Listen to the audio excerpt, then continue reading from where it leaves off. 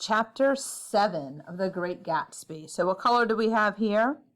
A lot of gray. We have a lot of leaves falling. That means things dying, things changing, something to kind of think about. In this chapter, you're going to hear the term trimalchio, which is a reference to a Roman slave who went from rags to riches. Notice how the term applies to Gatsby as we read, because remember, Gatsby didn't have anything. He did literally go from rags to riches. So he didn't have anything when he was younger, and now he does. Let us begin. So we've got the phone ringing. Let's see where we are. It was when curiosity about Gatsby was at its highest that the lights in his house failed to go on one Saturday night, and as obscurely as it had begun, his career as Trimalchio was over. He dismissed every servant in his house, replacing them with half a dozen others who never went to West Egg Village to be bribed by tradesmen, but ordered moderate supplies over the telephone. I wanted people who wouldn't gossip. Daisy comes over here quite often in the afternoons. There were some people Wolfsheim wanted to do something for. They're all brothers and sisters. They used to run a small hotel. I see. He was calling up at Daisy's request. Would I come to lunch at her house tomorrow? Miss Baker would be there. Half an hour later, Daisy herself telephoned and seemed relieved to find that I was coming. Something was up. All right. So that's Nick called Gatsby, and they're just talking, Gatsby must have called Nick, and they're going to go have lunch at Daisy's house tomorrow. And we also know that Gatsby has dismissed all of the servants in his house, with the exception of a few people who are Wolfsheim's men who are going to stay there because he can trust them to keep their mouths shut. What is it that they need to keep their mouths shut about? Think about it. It's Daisy coming over, right? So since Daisy is now cheating on her husband with Gatsby, we have to keep that quiet.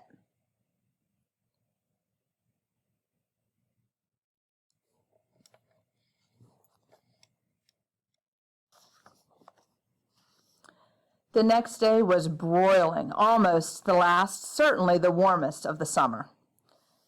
Here we are at Daisy's house, and here we have Gatsby and Nick walking up. We go inside. We can't move. And Mr. Buchanan, the athlete. We're having this again, are we? That's so?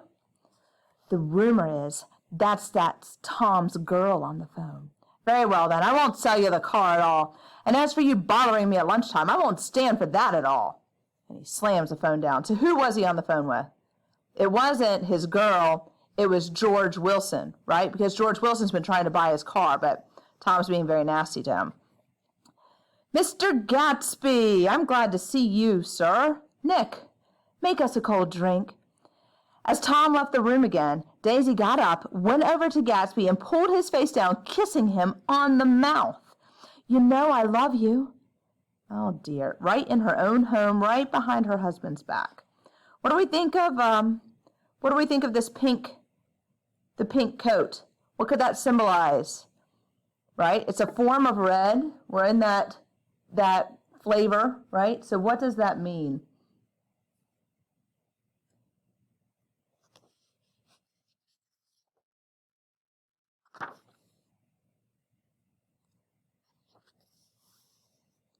You forget there's a lady present.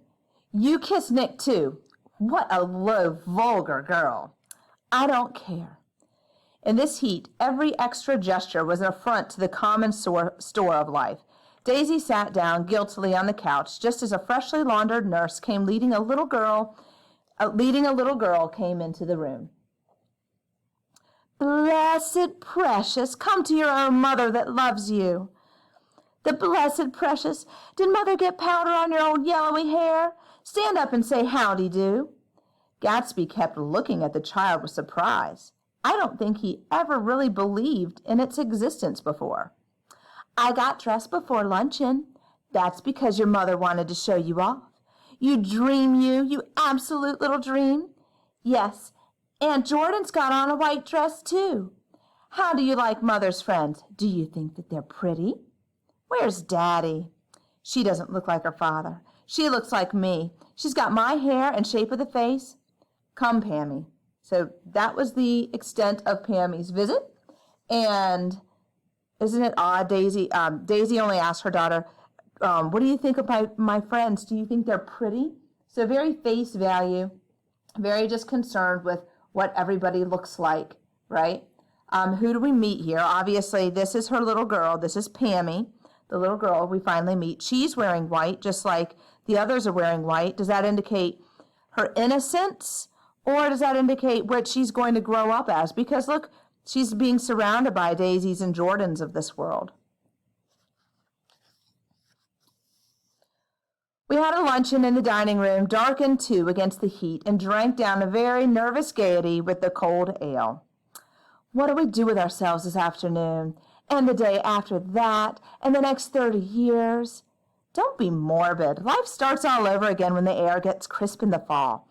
But it's so hot and everything's so confused. Let's all go to town. I've heard about making a garage out of a stable, but I'm the first man that ever made a stable out of a garage. Who wants to go to town?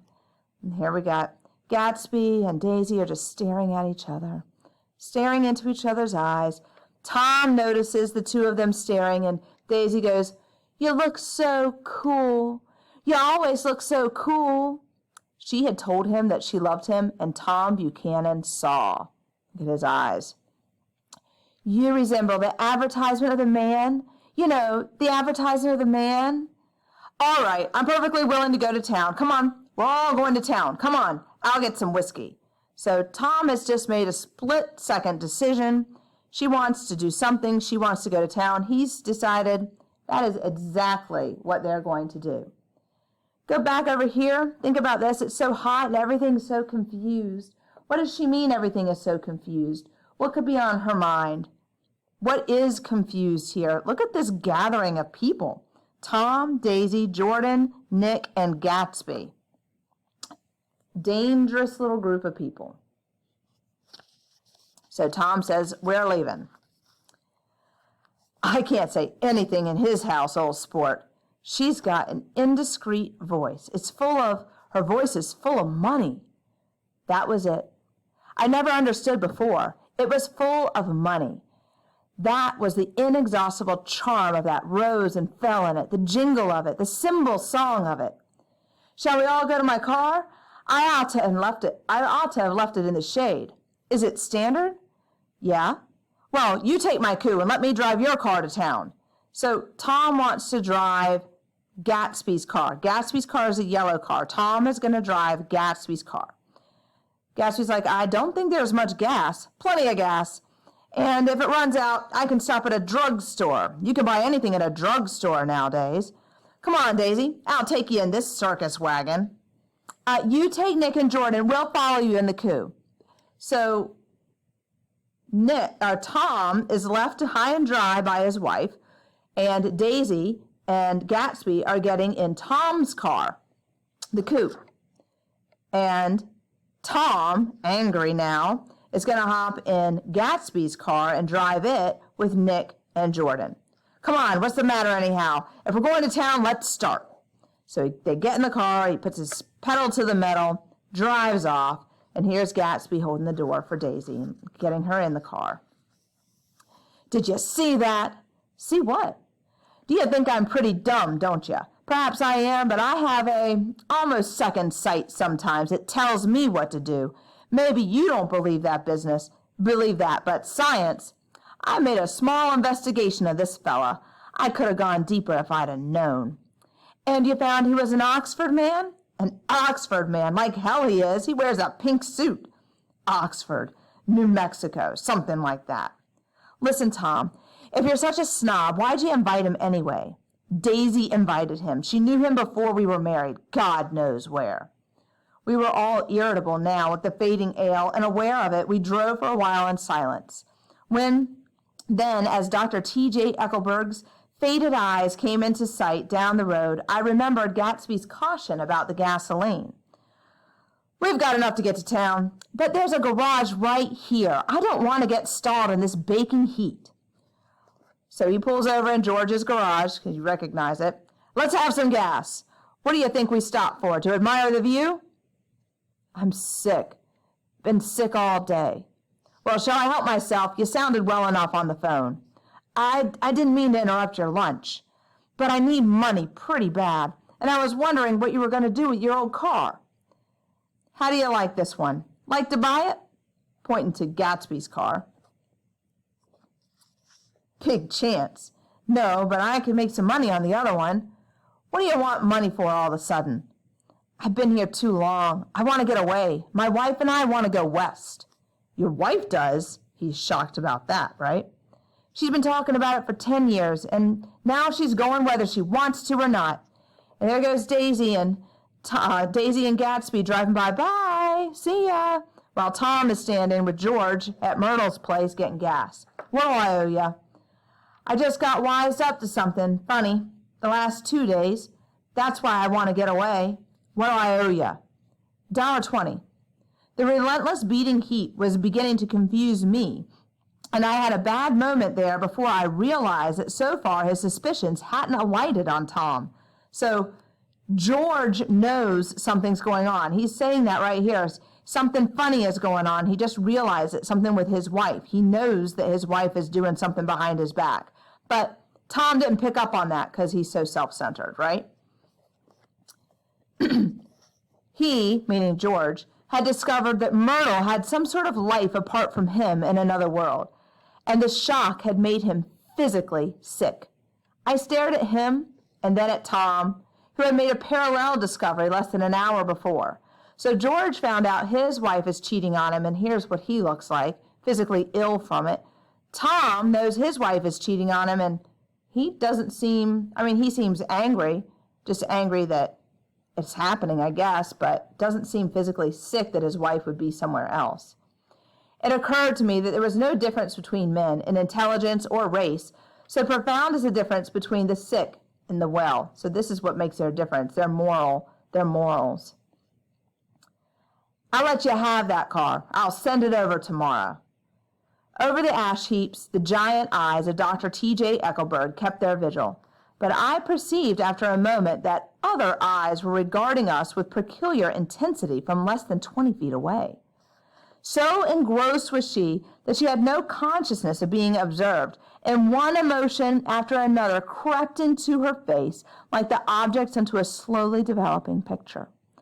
Her expression was one I had often seen on women's faces, but on Myrtle Wilson's face it seemed purposeless and inexplicable, until I realized that her eyes, wide with jealous terror, were fixed not on Tom, but on Jordan Baker, who she took to be his wife. Let's pause for a second to make sure we understand everything that's going on. So, we met Pammy, we got everything is so confused. What alerts Tom that his wife had other interests, and what is Tom's response? That was the first thing that we kind of stopped with that. So here is the moment, I think, when Tom realizes that Daisy has other interests. Where is it? What is it that happens? So that we know. What is his response to that? So instead of calling out Gatsby, instead of saying something, what is his response right here? What does he do? Then, over here, Gatsby is talking about Daisy's voice, and they're talking about it, and it's described as her voice is full of money. And then there's more explanation about that here. What do you think that means? You're going to write about that in the margin. How does Daisy respond to Tom insisting to drive Gatsby's car? Why? And how does Gatsby respond and why? So think about it. Go back and review this little section right here. We've got Tom demanding to drive Gatsby's car. She decides to take the coupe with Gatsby and let Tom drive by himself. How does everybody react? Think about that. Label who is in what car on page 143. So this is going to be important. We've got Gatsby and Daisy in Tom's car, and we have Tom, Jordan, and Nick in Gatsby's car. This is important. On the way to town, those are the cars that they're in. So then, as they're driving, they're moving along, and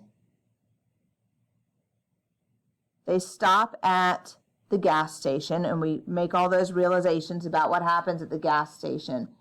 Who is watching over Tom's car here? Well, they're driving here. Who's watching over, who's looking out at Tom's car? Myrtle. And Myrtle is making a mistake. She sees Jordan Baker. She thinks Jordan Baker is Tom's wife, and she is enraged with jealousy.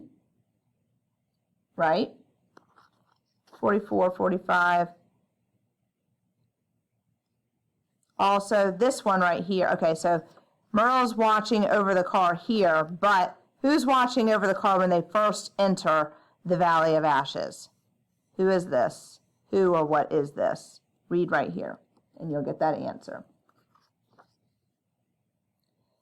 Why do you think after this exchange, and they both have the same realization about their wives, why do you think Tom decides to give him the car? He's going to give him the car he's been asking to buy because he knows he can sell it and make some money. Why does Tom want to give it to him now? What do you think? And besides Myrtle, what do Tom and Wilson have in common? And how does each one respond right here?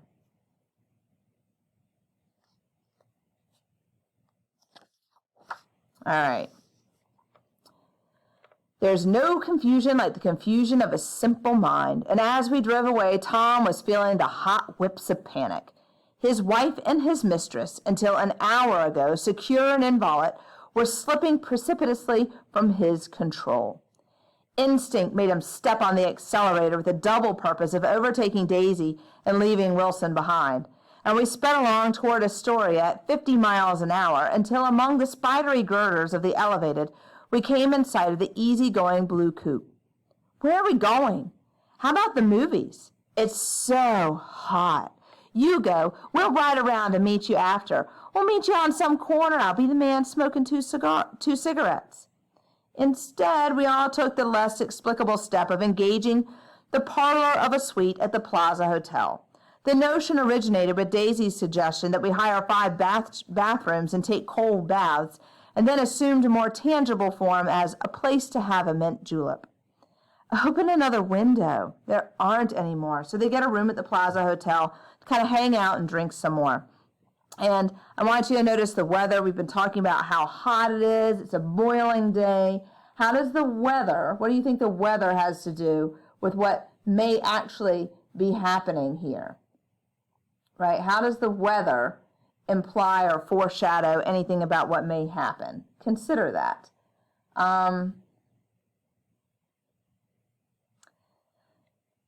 So they're sitting in the room. It's super hot. Then we better telephone for an axe. The thing to do is forget about the heat. You make it 10 times worse by crabbing about it. Why not let her alone, old sport? You're the one who wanted to come to town. Okay, so her husband, Tom, is telling her to basically be quiet and stop complaining. Gatsby is now standing up for Daisy. Tom's not happy about it. That's a great expression of yours, isn't it? What is? All this old sport business. Where'd you pick that up? Now, see here, Tom. If you're going to make personal remarks, I won't stay here a minute. Call up and order some ice for the mint julep. He doesn't like being put in place by his wife. I understand you're an Oxford man, Mr. Gatsby. Not exactly. Oh, yeah, I understand you went there. Yes, I went there. When? 1919. I only stayed 5 months. That's why I can't really call myself an Oxford man. It was an opportunity they gave to some of the officers after the armistice. We could go to any of the universities in England or France. I wanted to get up and slap him on the back. I had one of those renewals of complete faith in him that I'd experienced before. So Nick is like glad that he's telling the truth here. So is he an Oxford man? Not really, guys. He was only there for 5 months. Open the whiskey, Tom, and I'll make you a mint julep. Then you won't seem so stupid to yourself. Wait a minute. I want to ask Gatsby one more question. What kind of row are you trying to cause in my house, anyhow? He isn't causing a row. You are. Please have a little self-control. Self-control? I suppose the latest thing is to sit back and let Mr. Nobody from nowhere make love to your wife. Well, if that's the idea, you can count me out. Nowadays, people begin by sneering at family life and family institutions, and the next thing they'll throw everything overboard and have intermarriage between black and white. Flushed with his impassioned gibberish, he saw himself standing alone on the last barrier of civilization. I know, I'm not very popular. I don't give big parties. I suppose you've got to make your house into a pigsty in order to have any friends in the modern world. Angry as I was, as we all were, I was tempted to laugh whenever he opened his mouth.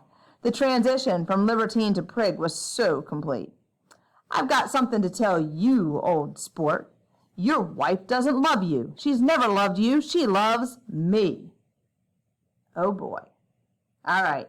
So Tom has just called Gatsby out for cheating with his wife, and he's super angry about it, and he thinks that everybody should, be very into this family life situation. He also makes another racial comment here about how he's one of the only civilized people in this world. Meanwhile, irony is he's been cheating since forever. But he's definitely calling Gatsby out. Gatsby's going to call him out right back, and he just said, your wife doesn't love you. Doesn't even love you. Over here, too, Tom was trying to expose Gatsby, but because Gatsby told the truth, that exposure didn't really work out for him. So that didn't go. Watch, on these next few pages, the emotions that Daisy goes through as Tom and Gatsby start to argue, because they're going to be arguing about her. All right, so Gatsby's just said, your wife doesn't love you. She loves me. You must be crazy. She never loved you, do you hear? She only married you because I was poor and she was tired of waiting for me. Sit down, Daisy. Tom's voice groped unsuccessfully for a paternal note. What's been going on? I want to hear all about it. I told you what's been going on for 5 years, and you didn't know. You've been seeing this fella for 5 years? Not seeing. No, we couldn't meet, but we both of us loved each other all that time, old sport, and you didn't know. I used to laugh sometimes to think you didn't know. Oh, boy. He's angry and confused. You're crazy. I can't speak about what happened 5 years ago because I didn't know Daisy then, but all the rest of that's a goddamn lie. Daisy loved me when she married me, and she loves me now. No, she does, though. The trouble is that sometimes she gets foolish ideas in her head and doesn't know what she's doing. And what's more, I love Daisy too, Gatsby says. Maybe Gatsby doesn't say that. Tom says she loves him. The trouble is she gets silly ideas in her head, doesn't know what she's doing, and he loves Daisy too. So Tom is saying he loves Daisy. Once in a while, I go off on a spree and make a fool of myself, but I always come back. And in my heart, I love her all the time. You're revolting. Do you know why we left Chicago? I'm surprised they didn't treat you to the story of that little spree. Daisy, that's all over now. It doesn't matter anymore. Just tell him the truth, that you never loved him and that it's wiped out forever. She looked at him blindly, then at Jordan and me with sort of an appeal, as though she realized at last what she was doing, as though she had never all along intended to do anything at all. But it was done now. It was too late. I never loved him. Not at Cap'n and I? No. Not that day I carried you down from the punch bowl to keep your shoes dry? Daisy, please don't. There, Jay. And she lights a cigarette. Oh, you want too much. I love you now. Isn't that enough? I can't help what's past. I did love him once, but I loved you too. You loved me too? Even that's a lie. She didn't know you were alive. Why, there's things between Daisy and me that you'll never know. Things that neither of us can ever forget. I want to speak to Daisy alone. She's all excited now. Even alone, I can't say I never loved Tom. It wouldn't be true. Of course it wouldn't be true. As if it mattered to you. Of course it matters. I'm going to take better care of you from now on." "You don't understand. You're not going to take care of her anymore." "I'm not? Why is that?" "Daisy's leaving you." "Nonsense." "I am, though." "She's not leaving me, especially not for a common swindler who'd have to steal the ring you put on her finger. I made a little investigation into your affairs, and I'll carry it further tomorrow." "You can suit yourself about that, old sport. He and this old crook Wolfsheim brought up a lot of side street drugstores here and in Chicago and sold grain alcohol over the counter." "What about it? I guess your friend Walter Chase wasn't too proud to come on it. He came to us dead broke. He was very happy to pick up some money, old sport." "Don't call me old sport. Walter could have you up on the betting laws too, but Wolfsheim scared him into shutting his mouth." All right, so we've had a lot just happen here. Daisy's going up and down, up and down. She's telling Gatsby wants her to say that she never loved Tom, not once, not ever. And she's like, "I can't say that. I love you now. Isn't that enough? I can't say that I never loved him because I loved you both." And Gatsby's not so keen on that. He does not like that. But Gatsby's continuing. He's like, "She's going to leave you." And she says, "I am going to leave you," and he does say that there. But then Tom pulls out what he's got in his back pocket, which is a little bit more about Gatsby and how he actually came about his money. So he has just showed us here that they put up all the drugstores, which is a place to sell alcohol illegally, and that he's been doing some stuff with the betting also. So he's kind of calling him out and showing that he's not really a respectable person with money. That drugstore business was just small change, but you've got something on now that Walter's afraid to tell me about. Please, Tom, I can't stand this anymore. Her frightened eyes told that whatever intentions, whatever courage she had, were definitely gone. You two start on home, Daisy, in Mr. Gatsby's car. Go on, he won't annoy you. I think he realizes that his presumptuous little flirtation is over. They were gone, without a word, snapped out, made accidental, isolated, like ghosts, even from our pity. Want any of this stuff, Jordan? Nick? No, I just remembered that today's my birthday. Poor guy. All right, so all this stuff happened. Now Tom's decided they're going home, and he's so sure of himself that Daisy is not going to leave him because of all the stuff that he's just exposed. He says, "You know what? It's time to go home. You two go ahead." So Tom tells Daisy and Gatsby to go ahead and drive home in Gatsby's car. So that's where they're supposed to go, in Gatsby's car. And Tom is going to take Nick and Jordan home in his car. They're going to follow behind. I'm super sad here that he didn't even realize it was his birthday. And, of course, nobody cares that it's his birthday.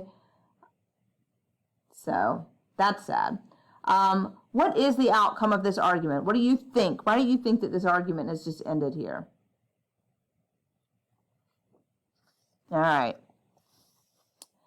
I was 30. Tom talked incessantly, exulting and laughing, but his voice was remote from Jordan and me as the foreign clamor on the sidewalk. 30. The promise of a decade of loneliness, a thinning list of single men to know, a thinning briefcase of enthusiasm, thinning hair. But there was Jordan beside me, who, unlike Daisy, was too wise to ever carry well-forgotten dreams from age to age. Her wan face fell lazily against my coat's shoulder, and the formidable stroke of 30 died away with the reassuring pressure of her hand. So we drove on toward death through the cooling twilight. And who's watching over them as they enter the valley of ashes? Watching over all of them. What does this line mean? You're going to explain this, or you're going to analyze it. So we drove on toward death through the cooling twilight. What's the literary device, and what does this mean? And who's watching over them? And let's note who's in the blue car. We remember this, right? The blue car, Tom, and Jordan and Nick. And they're pulling up towards George Wilson's garage. Oh my God, oh my God, oh my God, oh my God. Wreck. That's good. Wilson, I'll have a little business at last. So he decides to stop and see what's going on. There's some bad trouble here.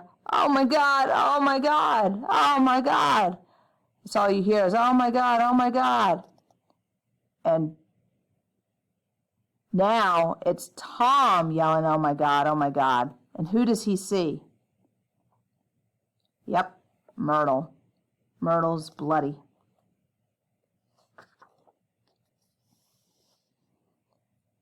But it's George who's crying and crying and crying. Tom needs to find out what happened because his girlfriend is dead. What do you want, fella?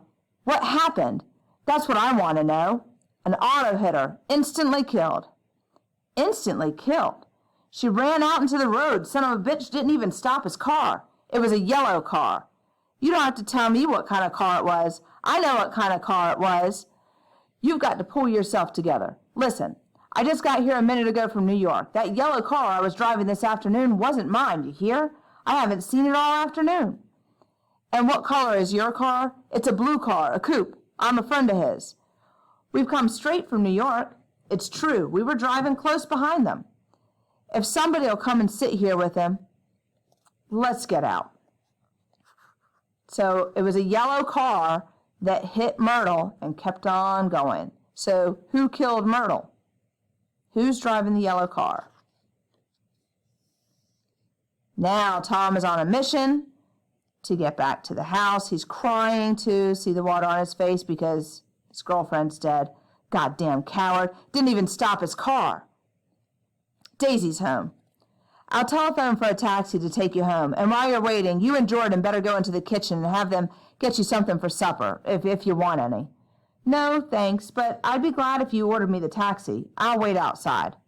I'll be damned if I'd go in. I had enough of them for one day. So Daisy's in the house. We've got Daisy's home. We've got Tom going up to the house to talk to her. And Nick and Jordan are waiting for a cab. Nick, what are you doing? Just standing here, old sport. Oh, so it's Gatsby is standing behind the bush. Did you see any trouble on the road? Yes. Was she killed? Yes. I thought so. I told Daisy I thought so. It's better that the shock should come all at once. She stood it pretty well. He spoke as if Daisy's reaction was the only thing that mattered. Very self-centered, right? I got to West Egg by a side road and left the car in my garage. I don't think anybody saw us. I disliked him so much by this time that I didn't find it necessary to tell him he was wrong. Who was the woman? Her name was Wilson. Her husband owns the garage. How the devil did it happen? Well, I tried to swing the wheel. Was Daisy driving? Yes, but of course I'll say I was. You see, when we left New York, she was very nervous, and she thought that it would steady her to drive. And this woman just rushed out at us just as we were passing the car coming the other way. It all happened in a minute, but it seemed to me that she wanted to speak to us, thought we were somebody she knew. Well, first Daisy turned away from the woman towards the other car, and then she lost her nerve and turned back. The second my hand reached the wheel, I felt the shock. It must have killed her instantly. So Myrtle was running out towards this car because she believes that the woman in this car is Tom's wife, and she wanted to confront her, but really the drivers had been switched, and Daisy and Gatsby had no idea who it was. And who was driving the car? Daisy was. Daisy was driving the car, and Gatsby tried to swerve it out of the way, but that didn't work. It ripped her open. Don't tell me, old sport. Anyhow, Daisy stepped on it. It ripped her open. Don't tell me, old sport. Anyhow, Daisy stepped on it. I tried to make her stop, but she couldn't. So I pulled on the emergency brake, and then she fell over into my lap, and I drove on. She'll be all right tomorrow. I'm just going to wait here and see if he tries to bother her about the unpleasantness of this afternoon. She's locked herself into her room, and if he tries any brutality, she's going to turn the light out and on again. He won't touch her. He's not thinking about her. How long are you going to wait? All night if necessary. A new point of view occurred to me. Suppose Tom found out Daisy had been driving. He might think he saw a connection in it. He might think anything. You wait here. I'll see if there's any commotion. And so he goes up to peek in the window, and he can see that they're not happy, But they weren't unhappy either, and there was an unmistakable air of natural intimacy about the picture. Anyone would have said they were conspiring together. Is it all quiet up there? Yes, it's all quiet. You better come home and get some sleep. I want to wait here till Daisy goes to bed. Good night, old sport. So I walked away and left him standing there in the moonlight, watching over nothing. So the only reason Nick goes and looks in the window is because he realizes if Tom found out Daisy was driving, Tom might think Daisy hit Myrtle on purpose, and so maybe there would be a problem. But when he sees them, he realizes they're fixing their problem. They're fixing whatever is wrong between them, and everything is going to be fine.